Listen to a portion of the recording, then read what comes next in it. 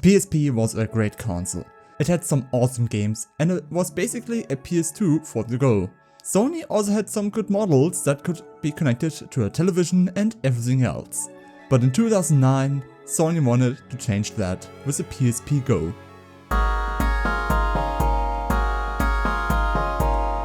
Hey everyone! So I have a new format here called Failed Tech, where I tell you basically what the name already says. Failed Tech like this PSPGo here. Oh dear, the PSPGo. What a failure was that. This is the 4th revision of the PSP series of console, which began here in Europe in 2005 with the PSP 1000 and then was expanded with the slim consoles. And when you can't make something any smaller than usual, you do something completely different. Well, Sony wanted to keep up with smartphones, which were becoming increasingly popular at the time. In 2009, the iPhone 3G and 3GS were already available, and they were very popular thanks to their attractive price. It was just that in 2007, the first iPhone came onto the market, but without the App Store, which came a year later. But even then, it was already clear that games for on the go would be played on smartphones than on a dedicated handheld device. The advantage of cell phones is that they can do more than just make calls, and you always have them with you anyway. The PSP was also something about those lines. You could play music, movies and games on it, but smartphones could do even more. Yeah, and I think Sony's idea was to take the PSP to the next level. Even more compact, even more features, something extraordinary. And the result was then this, the PSPGo. This was almost a completely different console. It is thinner and smaller than its predecessors, it's about the size of an iPhone 3GS, so you can say that it fits easily in your pocket. It has 16GB of internal memory, which is pretty nice and quite a lot for a PSP. Bluetooth for either wireless headphones or connect a DualShock 3. And a docking station was also available separately, which I really want, where you can connect the PSPGo to a television. And if you're thinking that connecting an extra controller and docking station sounds like the Switch, you're not wrong. You could almost say that the PSPGo is a pro version of the PSP, or even a pre-alpha version of the Switch. But Sony didn't think about a few things were essential at the time. That's because it really seems to be the ultimate form of the PSP.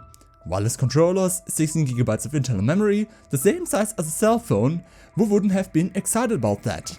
And every PSP got better with each revision. The 2000 had more RAM, the 3000 had a faster display, and the Go had even more.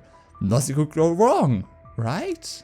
Oh yeah, there was one point where Sony then took the cake with. And where does that go? Yep, the console doesn't play UMD games, music or movies. Everything has to be downloaded from the PlayStation Store.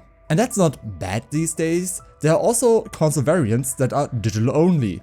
But we're talking about 2009 here. Back then, digital content was still a very small market and not everyone had fast internet connection to quickly download 1.8GB. And we're talking here about a hardware revision here, which means that people who wanted a better console had to give up all their physical games to buy this console.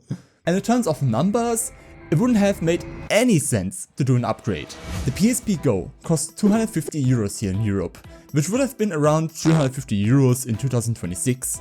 In comparison, a Nintendo DSi, which was released at the same time than the PSPGo, cost 170 euros or 239 euros when adjusted for inflation. And even the iPhone was cheaper. It's amazing that something like this is even possible, because it also costs around 200 euros. Well, in USA it was $200. Here in Europe it was still kind of like with a contract, I don't know. And now here's the kicker. Even the PSP 3000, which also played UMD games, cost the same as the DSi at the time, like 170 euros.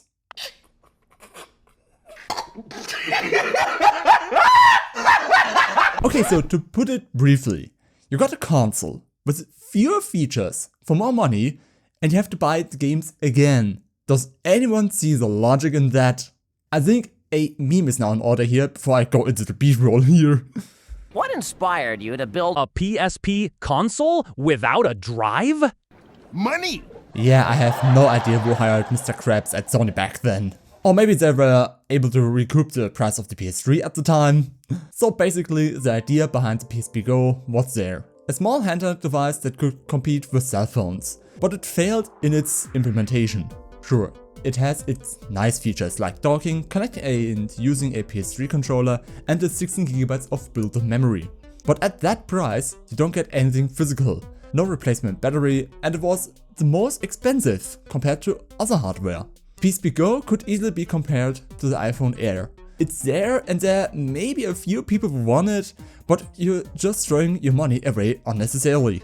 But now that we are in 2026, what's the view of the console like today? Well, they've become more popular at least. So if you want to buy one today, it's expensive, because the console has already have collector's value. And also because the PSP hacking scene was very large and still is today, this console is perfect for emulating almost every console on it. Just like the Switch, thanks to its docking feature. Plus, you can then watch everything on your television. From today's perspective, the PSPGo is a wonderful revision of the PSP line. But back then, it was simply too expensive for what it offered. But you could almost say that this console was released too early. A whole 17 years too early. Oh my god, I have to calm down first. But before that, you can leave a subscribe down there for more stuff like this. And then I'll say, we'll see us.